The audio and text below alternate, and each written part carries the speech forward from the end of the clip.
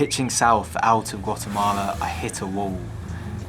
40 kilometers of stalled lorries. The border was blockaded by farmers angry at the government. There'd been 3 days of deadlock. Truckers slung hammocks beneath their rigs and chain smoked the hours away. I had to find a way through. I eventually thumbed down a motorbike driving to the border village and clung tight to my shoulder straps. We weaved past the idling trucks and right up to the in-between of no man's land.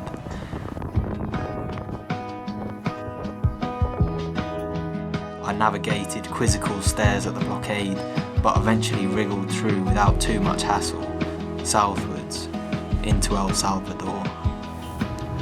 After stopping in Juayúa to swim some waterfalls and gamble some centavos at a Mexican loteria, I headed towards the steaming geothermal river of El Salto de Malacatiupán. I'd hiked hours through the 38-degree heat to reach a waterfall so hot it made you sweat from the inside. A hot bath in the arid heat. Steam rose, insects buzzed. I marinated in the absurdity of floating in a volcanic bloodstream, then sweat-pooled myself to sleep, dreaming of an ice-fresh river. I woke, as I do most days, to the promise of yoga and porridge. Oats lure me out of bed. For way too long I ate them cold with water, but these days I lounge in the lap of luxury. I've recently discovered powdered milk, and it has changed my life for the creamier. Porridge is the only constant in my life on the road, and I worship it accordingly.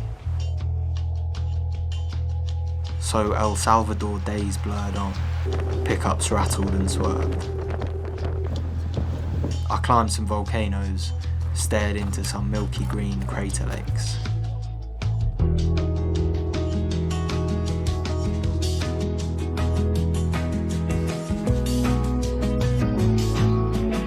Met some ponies, untangled their knotty manes.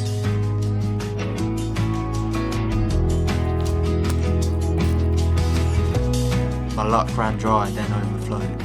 I left a full bag of sexy groceries in the boot of a craft brewer's Jeep on the way to the coast. Got all hung up and hungry about it and accidentally grew a shitty moustache. But the travel gods have a weird way of balancing things out. That very night, a Michelin-starred chef let me camp in his front garden and cooked me carbonara, all fancy and creamy and that. Blew the bag of lost vegetables clean out of my consciousness. Hitching my way back inland, I found myself thumbing on a busy highway.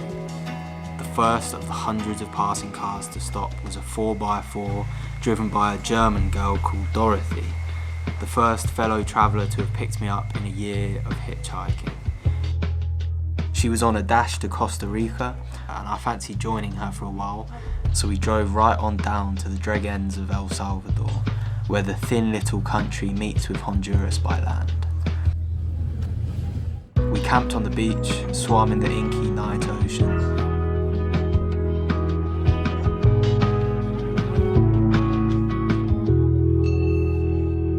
The next day we drove to the summit of Conchagua and slept in hammocks, with the spectres of both Honduras and Nicaragua on the mandarin grey hazed horizon.